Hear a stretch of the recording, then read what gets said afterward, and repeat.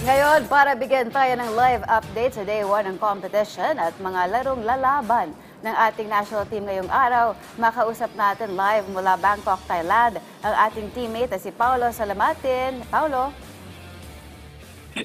Yes, Miss Meg, hindi tayo binigo ng mga Filipino athletes natin at sa unang araw ng mga kompetisyon matapos humakot ng kabuang 13 medalya sa 33rd Southeast Asian Games dito sa Thailand.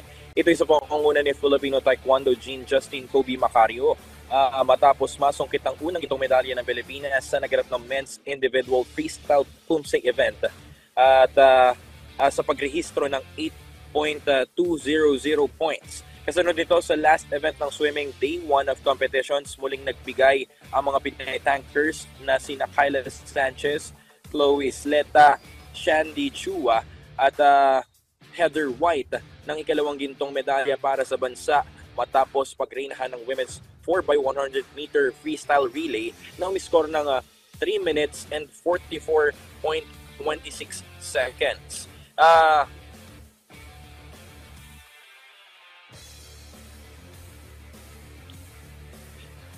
Maliban pa rito, dumagdag din sa talaan ng mga medalya ng Pilipinas ang iba pang mga atleta sa iba pang sports events courtesy of Patrick King Perez at Josel Lina Ninobla na sumungkit ng bronze medal sa Taekwondo Mixed Peer Recognized Pumse, habang silver naman ang trio ni Rodolfo Reyes, King Alcario at Ian Corton sa naganap na Recognized Team Pumse.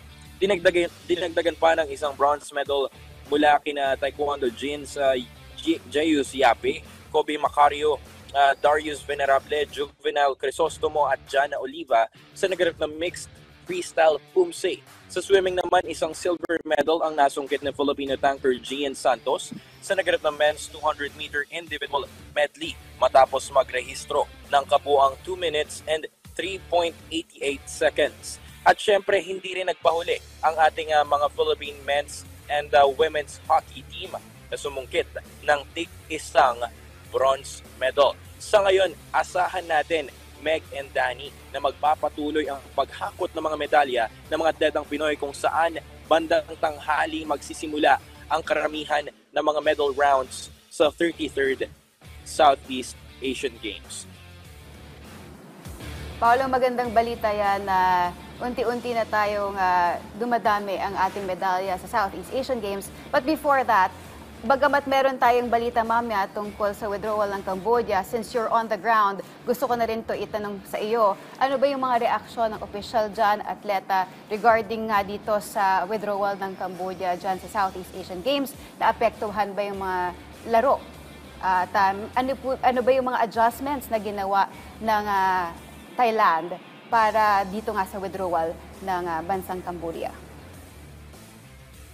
Alam mo, Meg, medyo nawindang nga yung Thailand Southeast Asian Games or Organizing Committee itong mga nakalipas na araw dahil dun sa pagdating pa lang natin, nagkaroon noong December 7, nagkaroon ng Southeast Asian Games Federation Council meeting. No, doon sa naganap na yon, nag-usap-usap yung mga leaders ng NOC and LOC kung saan pinag-usapan din yung hidwaan ng bansang Thailand at Cambodia itong mga nakalipas na linggo at dito sa nagaganap na SEA Games medyo mataas ang tensyon, So doon sa naganap na meeting medyo hindi rin naging maganda yung kinalabasan ng meeting at kumbaga parang concern ng bansang Cambodia yung threat na meron ang mga atleta natin, mga atleta ng Cambodia. So yun nga nagkaroon din ng problema sa mga games na magaganap sa SEA Games ngayon. Katulad na lamang nung sa boxing kung saan naapektuhan yung schedule ng mga fights. May mga na-cancela, meron ding mga na-reschedule. Katulad na lang yung isa nating boksingero na si Flint Hara na dapat nung Sabado pa maglalaro at kahapon naman na nakaschedule siya pero hindi natuloy. Marami ring mga ibang bansa na naapektuhan ng kanilang schedules dahil nga dun sa pagkawala or pagka-withdraw ng mga lahat ng mga delegates ng bansang Cambodia. Paolo, ano ba yung mga inaasahan nating mga nakaschedule na laro today at yung mga inaasahan nating makasungkit ng medalya? Yes, Danny, medyo marami tayong aabangan ngayong araw, pero patuloy pa rin nating kinoconfirm natin doon sa Thailand Southeast Asian Games Organizing Committee dahil nga isa nga ito sa mga naapektuhan dahil doon sa naganap na pag-withdraw ng Cambodia.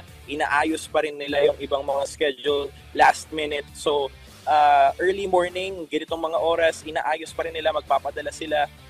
Medyo nawindang talaga ang Thailand Southeast Asian Games Organizing Committee. So, abang natin yung mga games pero more or less napakarami ng mga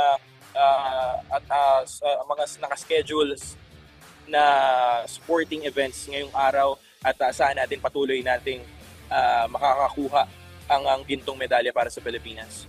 Maraming salamat, Paolo. Paolo, so far, ano yung reaksyon ng Philippine Olympic Committee President na si Bamble Tolentino at saka ng PSC Chairman na si Patrick Gregorio sa overall performance ng ating pambansang koponan?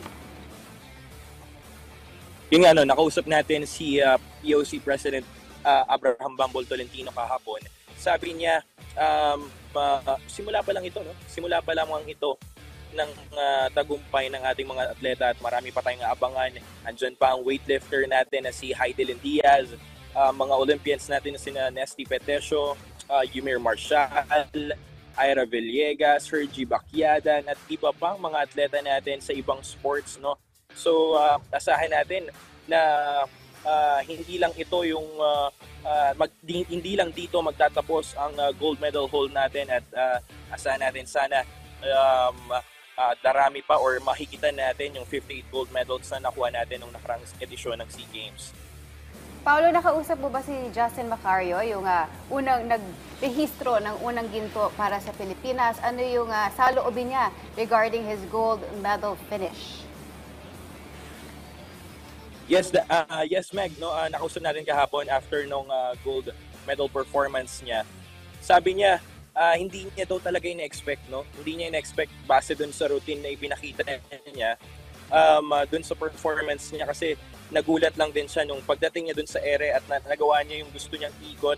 At yun nga dun, nagresulta dun sa magandang score na nagresulta dun sa kanyang gold performance. Oo nga, sabi nga ni Justin, this is his first individual freestyle Pumse event. Paolo, gusto ko rin makuha yung thoughts mo regarding sa ating mga boxing athletes.